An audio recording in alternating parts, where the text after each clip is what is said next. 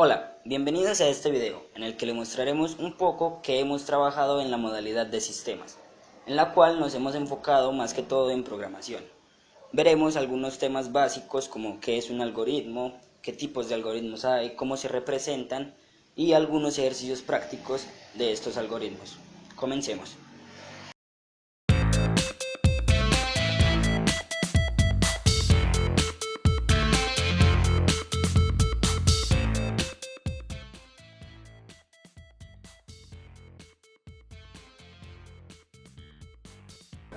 Un algoritmo es una secuencia lógica y finita de pasos que permiten solucionar un problema o cumplir con un objetivo. Tipos de algoritmo: algoritmo secuencial y computacional. El algoritmo secuencial son los problemas que se presentan a una persona a diario y los computacionales son los problemas que utilizan un computador o un aparato tecnológico. Gracias, Cristian, por la explicación.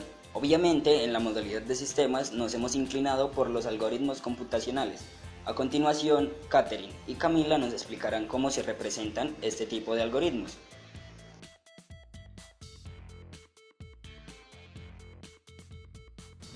Bueno, para empezar hablaremos sobre el diagrama de flujo y el pseudocódigo.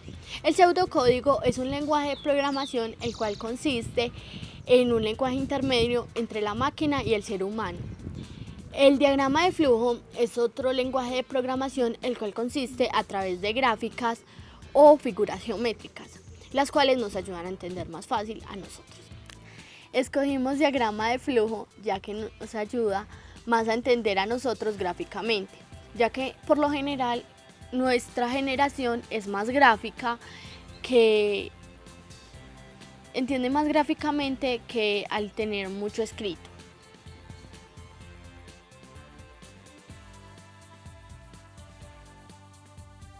Para elaborar gráficamente un diagrama de flujos es necesario símbolos, los cuales son inicio y fin.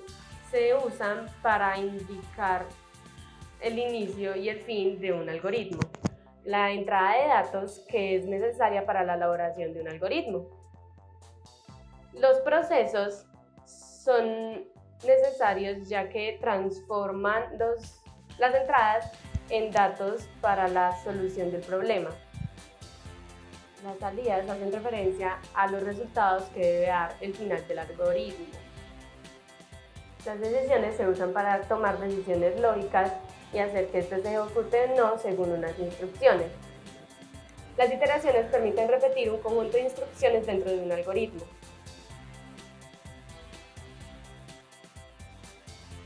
En este video trabajaremos tres estructuras de diagramas de flujo.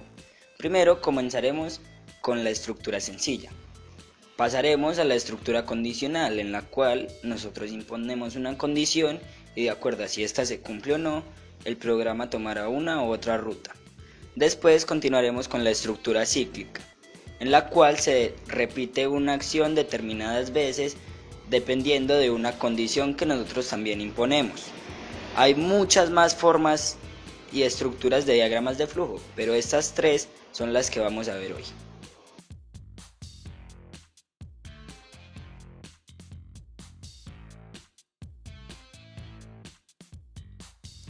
Haremos un diagrama para representar una suma. Primero empezamos poniendo el símbolo de inicio. Este es muy importante y nunca lo debemos olvidar.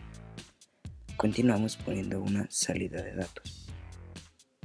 Esta salida de datos la almacenaremos en la variable a. Para esto colocamos una entrada de datos. Pondremos la segunda salida de datos y esta la almacenaremos en la variable b. Para esto colocaremos nuevamente una entrada de datos.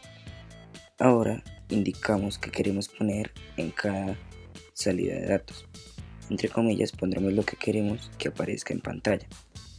Aquí primero ponemos que ingrese el primer número de la suma. Y en la segunda salida de datos pondremos que ingrese el segundo número.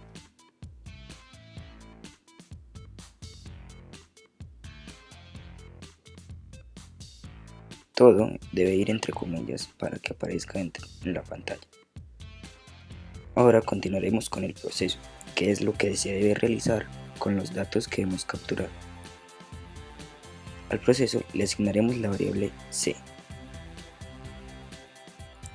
Entonces, para una suma, sumaremos los datos que ingresen en A y en B, y esto lo haremos en una salida de datos imprimiendo en pantalla. Entre comillas, ponemos que su resultado es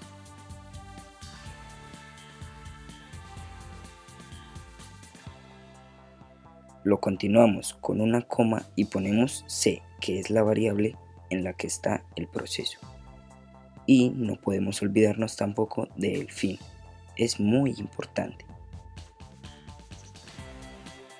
Ahora haremos un ejemplo sobre el área del triángulo. Como en todo algoritmo, empezaremos por el inicio. Continuaremos con una salida de datos que le pide al usuario ingresar la base del ángulo, y esto lo guardaremos en A. Continuaremos con la altura del triángulo, y esto lo guardaremos en B. Como podemos ver, es muy igual a la suma.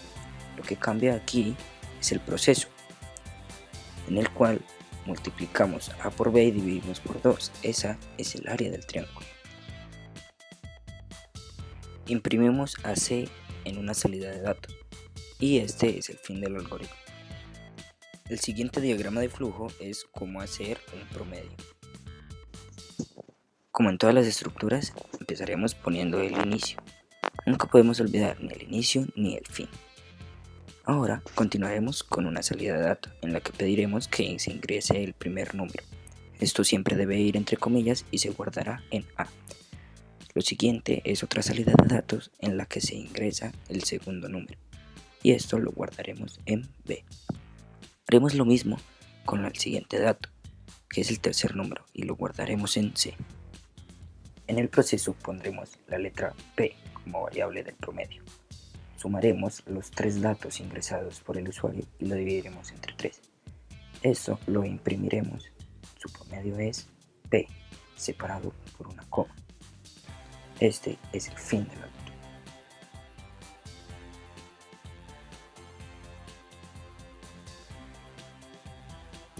Para representar un algoritmo condicional usaremos este símbolo. Este representará que hemos impuesto una condición. Los datos capturados llegarán desde la parte de arriba, y dependiendo de si la condición se cumple o no, el programa tomará una ruta. Esto es representado con sí o no. Tenemos que recordar que las líneas representan la dirección en la que debemos leer el diagrama de flujo. El siguiente algoritmo nos dirá si una persona es mayor o menor de edad. Como siempre, empezaremos poniendo el inicio del algoritmo. A continuación, pondremos una salida de datos y le pediremos a la persona que ingrese su edad mostrándolo en pantalla, poniéndolo entre comillas.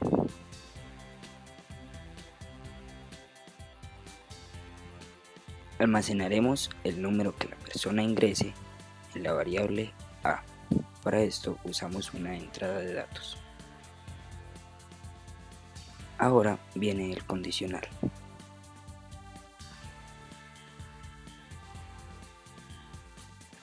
Preguntamos si A es mayor que 17.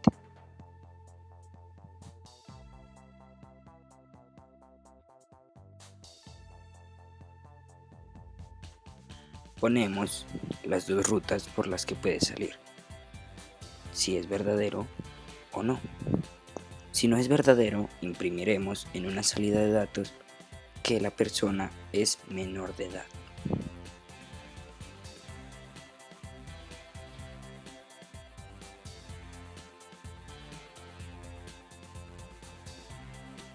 Si es verdadero, imprimiremos en otra salida de datos que la persona es mayor de edad.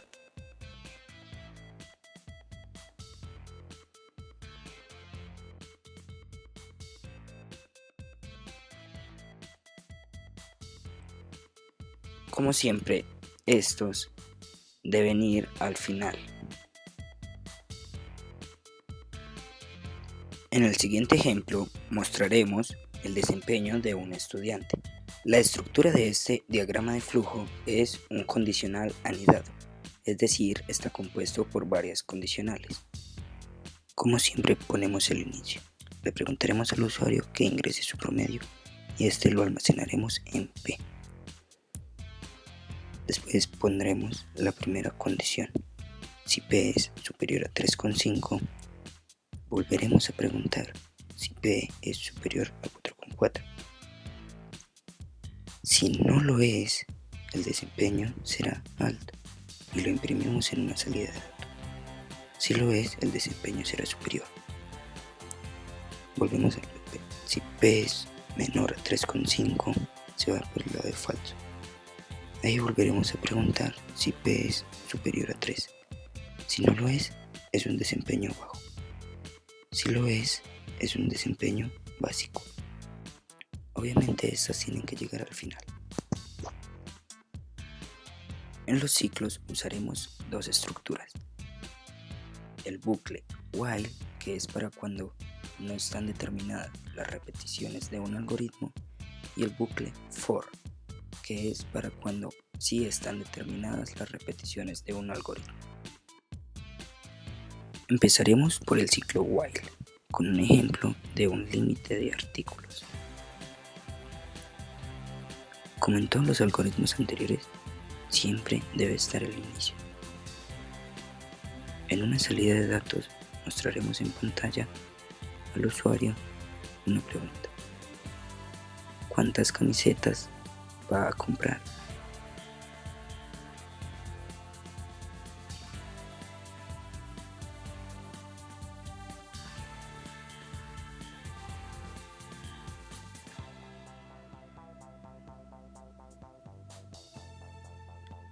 Y este dato lo almacenaremos en A.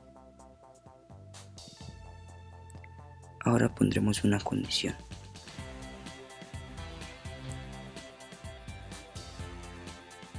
A mayor que 7. Si A es mayor que 7, imprimiremos en pantalla que no puede comprar tantas camisetas.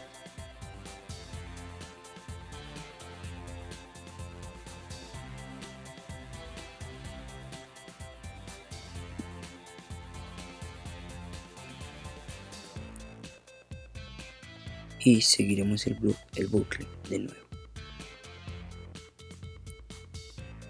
Si A es menor que 7, entonces le diremos que puede continuar con su compra.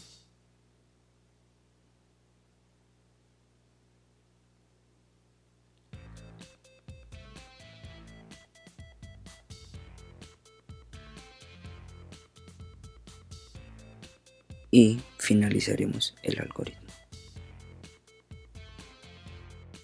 El siguiente diagrama es una alerta para el inventario. Como ya sabemos, primero ponemos el inicio. Después declaramos I, que es las existencias del inventario, en 1000. Y ponemos una condición preguntando si I es mayor que 200. Si lo es, vamos a pedir que entregas se han hecho y esto lo almacenaremos en A. Entonces ahí le restaremos I menos A. Esto nos dará cuántas entregas han hecho y que queda en el inventario. Esto se repetirá hasta que I sea menor que 200. Cuando esto pase, haremos aparecer en pantalla una alerta y finalizaremos el algoritmo. El siguiente ejemplo es un contador de 1 a 100 usando el bucle for. Como siempre debemos poner el inicio. Estableceremos C como 1. Preguntaremos si C es menor que 100.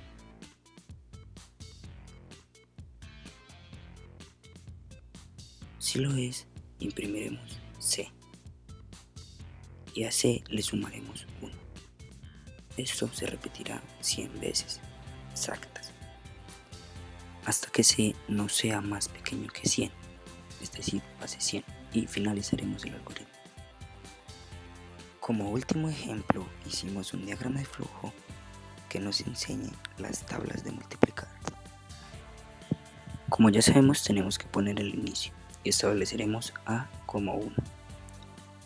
Le preguntaremos al usuario en pantalla qué tabla quiere aprender y esto lo almacenaremos en T. Preguntaremos si A es menor que 10 y después organizaremos el producto, que es el número que nos dieron a multiplicar, y las tablas. Esto lo imprimiremos en A por T igual B. Cada vez que hagamos esto sumaremos a A1 para que se vayan haciendo las tablas por 1 por 2. Esto se repetirá las 10 veces. Cuando lleguemos a que A sea mayor que 10, finalizaremos el algoritmo.